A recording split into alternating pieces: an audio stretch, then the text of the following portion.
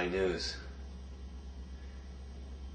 Give me a minute and we'll get this report rolling.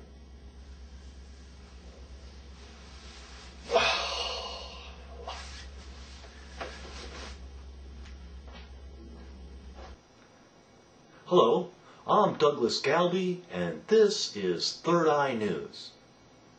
The Washington, D.C. area is known as the home of straight shooters, but it also has the Potomac Curling Club. Last month, the Potomac Curling Club hosted the 67th annual Francis Dykes Memorial Bonspiel. Third Eye News was there to capture some of the action. So what is curling?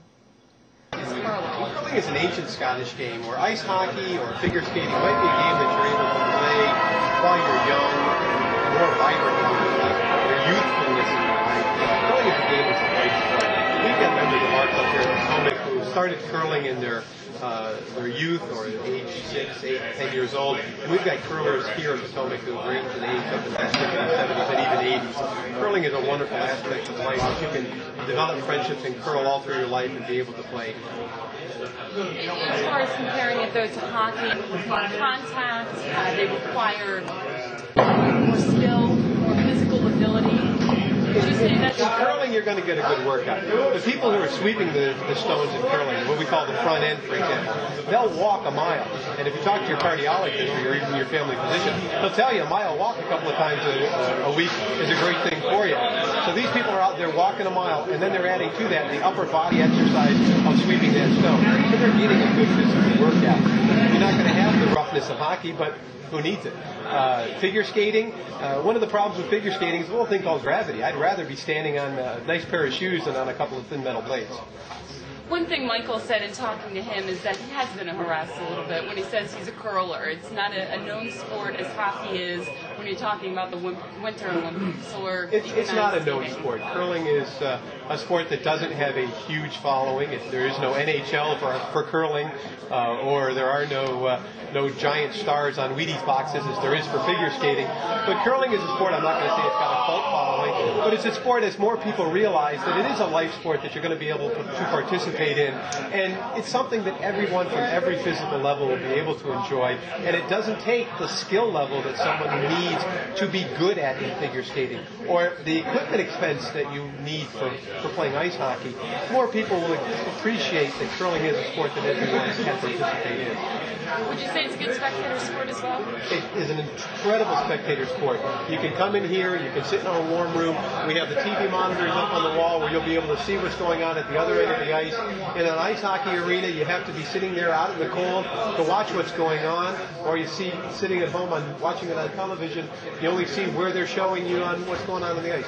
Here you can see what's going on all 4 sheets of the ice at once, and you can see what's going on as the game develops. Anything I missed you want to add in? The Broomstones Curling Club, traveling down from Boston, brought 5 curling teams to the Dykes Bonspiel. The greatest Broomstone team, numerically speaking, was the Broomstones Five. The Broomstone Five's lead, who leads the team and is the most important player on the team, we're told, was Dwayne Galby. Carefully cleans the ice, cleans the stone, lines up for the throw. He's got a technique he's innovated on the Utica knee slide. He's got his own knee slide technique that few other players can duplicate. And here we see him throwing down a guard stone. That's his job as the lead player. You see his teammates sweeping the ice to bring that stone into guard position. And that's exactly what they did.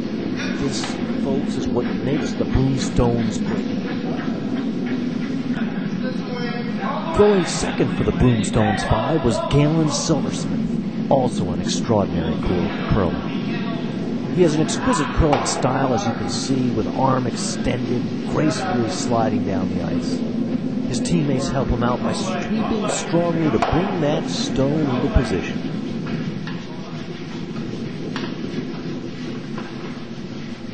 And there it is, perfect guard position. The vice for the Broomstones Five was Dan Sullivan, and he's not a thrower lacking in virtue. He can draw that stone to exactly the position he wants it to be.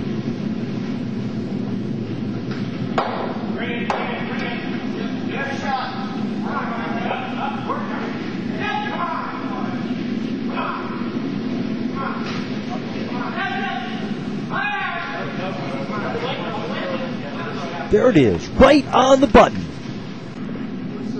The skip for the Broomstones Five was Tim McCleary. He's got an extraordinary connection with the stone. He can throw the hammer, the hit and roll. This is the man you want going to get you some taking.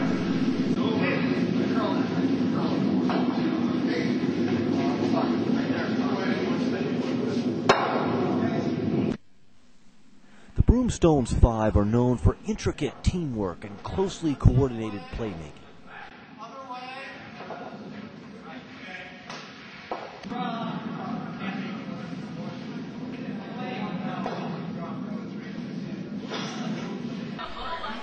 It's worth mentioning that good curlers need good ice, and the National Capital Curling Center, home of the Potomac Curling Club, has some of the finest ice south of the Canadian border. And they take care of their ice, not with some big mechanical machine that drives around like a monster.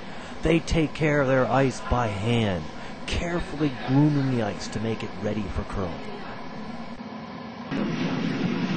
Again and again, the Broomstone Five slid the stone down the ice with consummate grace and skill. They impressed the crowds, they impressed their opponents. They were a marvel to watch in action.